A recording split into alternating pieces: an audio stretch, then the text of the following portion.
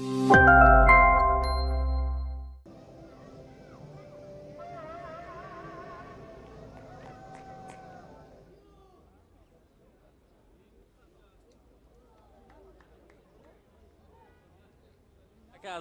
خوب زینه‌های پایانی رو اشغال میکند در جای 11 است. این دسته پس از 19 بازی و جدول قرار گرفت وابسته به مشکلی‌های مولوی و کادری و همه طرفه. وگرنه دسته پنچر یک است، ولی دسته کوکتوش از میانه موسم همینگونه شد که دیگر نتوانست بازی خوب نشان داده. حتی یک میکنند و صدای اشتراک داوری مرکز نصرالله کبیرов بلند میشود.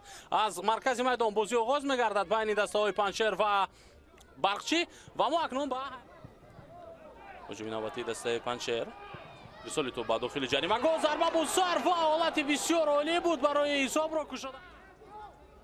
پرتاب از اوت امکانیت نوبتی برای بازیگران و اینجا غیر و فاست میافتد.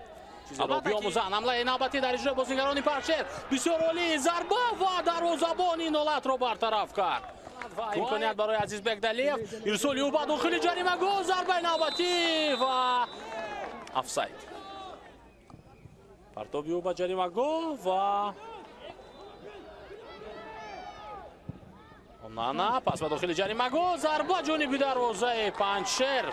دسته برقچی موفق نشد. دولتبک باز یک دفعه دیگر کوشش میکند. پس او با داخل جریمه گل ضربه جانبی دروازه برقچی.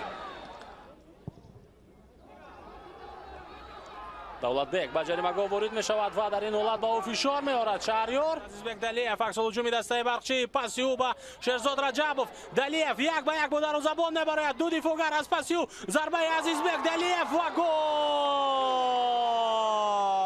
انتظار می شویم. ببینید شهرزاد رجبوف پاس داد و او را یک به یک با دروازه‌بان برآورد. دو کس خواستند با او فشار بیارند اما برابرش نتوانستند با عزیزبک دلیف.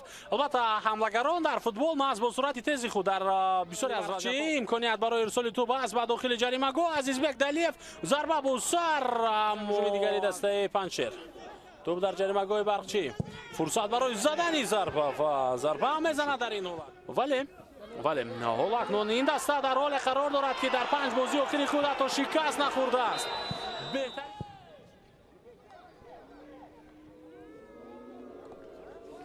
باز یک حمله دیگر در اجرای بازیگران برقچی. شهرزاد از دروازه‌بان میگذرد ضربه او و توپ در دروازه پنچر. حساب 2-0 با فایده برقچی می شود در دقیقه 72.